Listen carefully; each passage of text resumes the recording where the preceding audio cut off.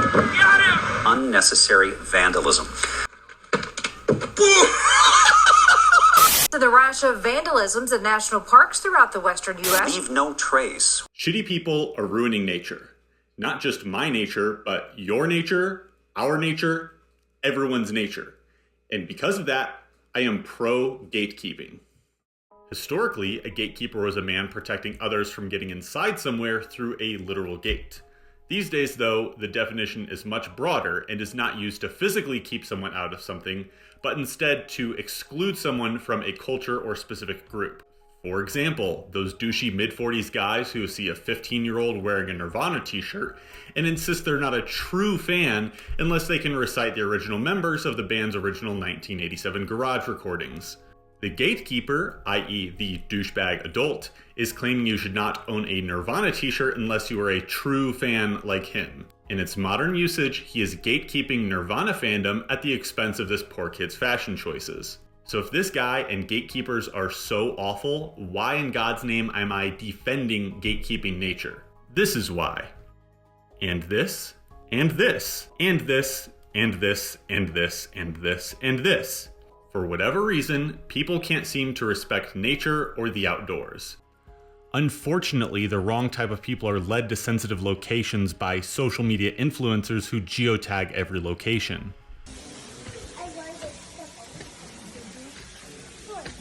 That's a really bad thing to do. Are you kidding me? Sorry, do you understand this is sandstone and in like 40 years it'll be gone because I'm not even going that deep?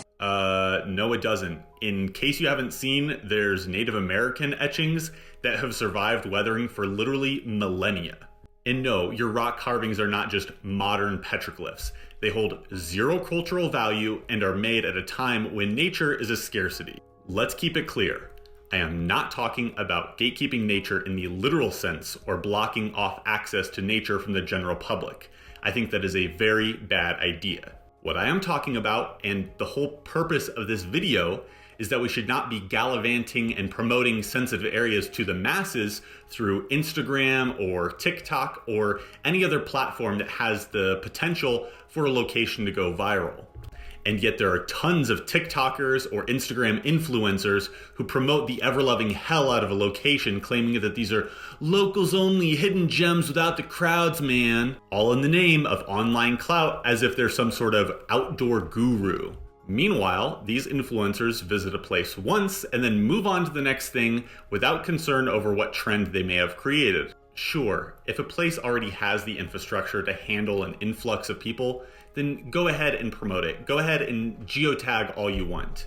But when you start showing off and actively advertising how great a special sensitive spot is that does not have this infrastructure or protections in place, you are actively contributing to its destruction. Take this strange looking monolith in Utah, for example. 5 years ago, the ground around it was pristine and there wasn't even a footpath in sight. It was true wilderness and seen only by a few people who were brought there by friends of friends or discovered it through their own exploration. Then it blew up on social media, someone added it to Google Maps, an awful, despicable workshop leader brought her Jeep up to the base of it, and now the area is trampled with permanent footpaths and has dozens of tire tracks from illegal off-roading. Let it be clear that these tracks will not wash away. The ground that makes up this area is very delicate and does not heal quickly. None of these scars in the landscape will go away in our lifetime. In a scant 5 years, the location has gone from spotless to spoiled. And this is difficult because I believe everyone should have access to nature. If you're respectful, then why shouldn't you be allowed to go experience it for yourself? Should we build an elevated walkway like the ones you see around Yellowstone to protect it? Nature is supposed to be wild. We can't just aim to tame nature. That would defeat the purpose of going into nature in the first place. But we can't also all visit a location without realizing that our presence is adding to its destruction. Let's take a look at The Wave. This is probably the most famous hiking destination in the country, maybe even the world. But because it's made of this extremely fragile sandstone, the government is literally gatekeeping access to it through a lottery system, and only a couple dozen people are allowed inside every single day.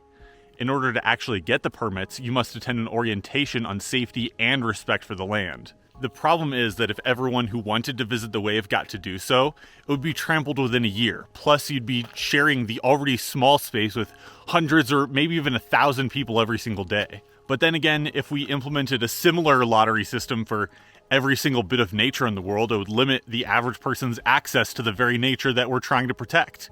Yes, the wave is cool, but there are hundreds of other cool things that are just as awesome that have not yet been discovered just because they're not popular on Instagram. It's also important to remember that at one time, these iconic places were wild.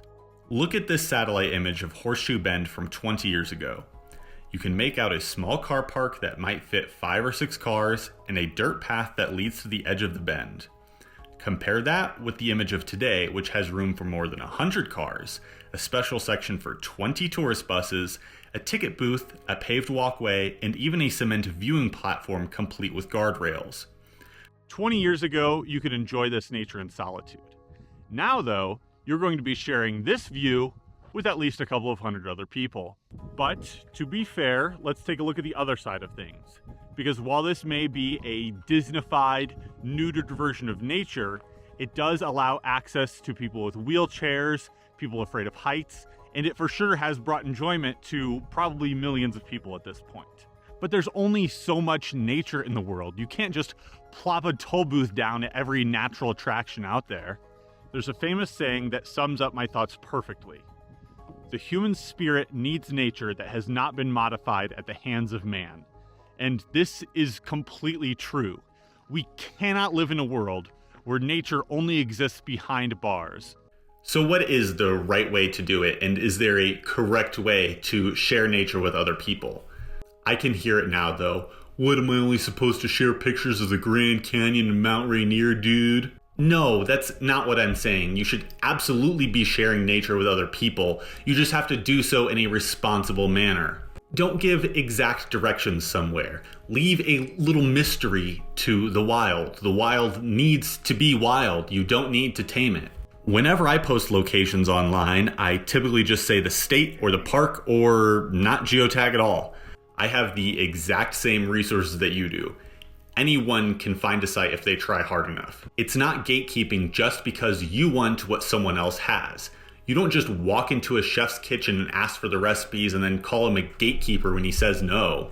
It's frustrating for the person who studied a topographic map and found out the best time of year to get there and bushwhacked and found the best approach route, and then to have some person online bully them into giving the exact coordinates and directions and trivializing their entire effort. I get it. It is everyone's land, but that's all the more reason to go out there and explore yourself. And when you find something really, really cool that no one else has ever seen before, go ahead and gatekeep it.